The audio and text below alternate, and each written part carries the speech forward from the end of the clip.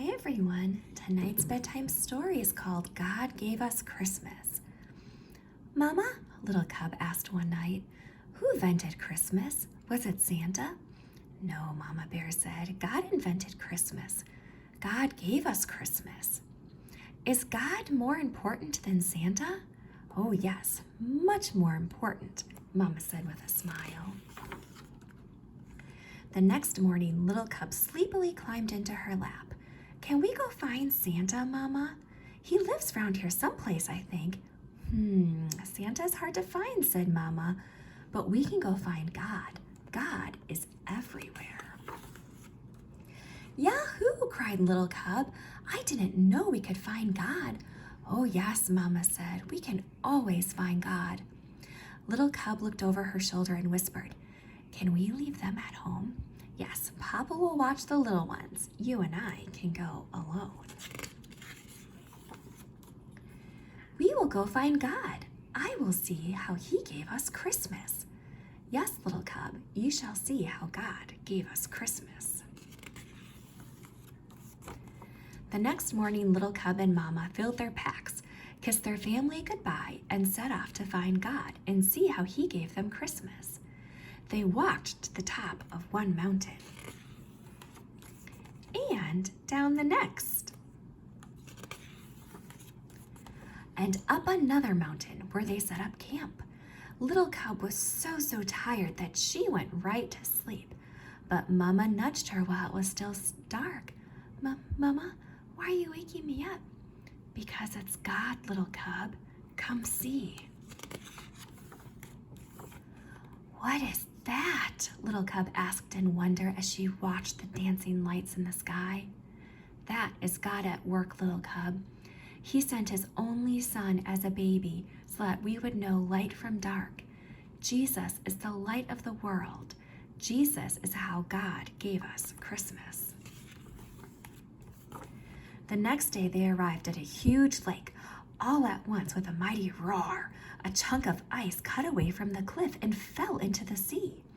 What is that? Little cub asked, covering her ears and leaning into Mama. That is God, little cub. He's so powerful, he can command the water to freeze and the glacier to melt. He's mightier than any king on earth, and because he is all powerful, he made Jesus king of all kings. But Jesus was just a baby. How could he be a king? All kings begin as babies. God knew we would need someone we could touch and see and smell. Mama paused to sniff little cub's neck, making her giggle, to understand just how much he loved each one of us. Mama awoke little cub again before the sun came up. She pointed to the east at a star that changed from green to red to green again and shot out in many points. Is that God again? Little cub asked, rubbing her eyes. Yes, Jesus is called the bright morning star. He is always with us, and he first came when God gave us Christmas. But what about Santa? Little cub asked. Did God give us Santa? Santa Claus reminds us about many good things like generosity and care, but it is God and Jesus that we celebrate the most at Christmas. We always want to thank God for giving us Christmas. On the way home, Mama Bear stopped by a tiny flower peeking up from the hard frozen ground. Oh, you are too early, little flower, she said. Little cub, Jesus is like this flower. God is our world, living where you wouldn't expect him, surprising us. Christmas is a lot about surprises, like presents. Yes, Jesus is the best present of all, and God would have given us that present even if it was only for you. Only for me? Only for you, little cub. God gave you Christmas. Mama and little cub came upon a church glowing with warm light. Soft voices reached out to them singing. What are they singing, Mama? About the night God first gave us Christmas, when Jesus was born. Tomorrow is Christmas Day.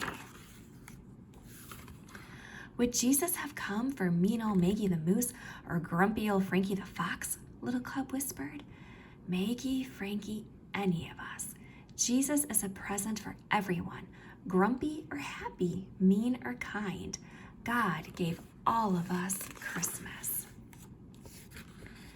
Little Cub was glad to be back at home that night in her cozy bed. Thanks for showing me God, Mama. There isn't anything I'd rather do, sweet child, she said with a kiss. Night-night. Little Cub went to sleep and dreamed of bright stars and northern lights, of a king born as a tiny baby, angels singing over him. Sweet dreams, little ones. Good night.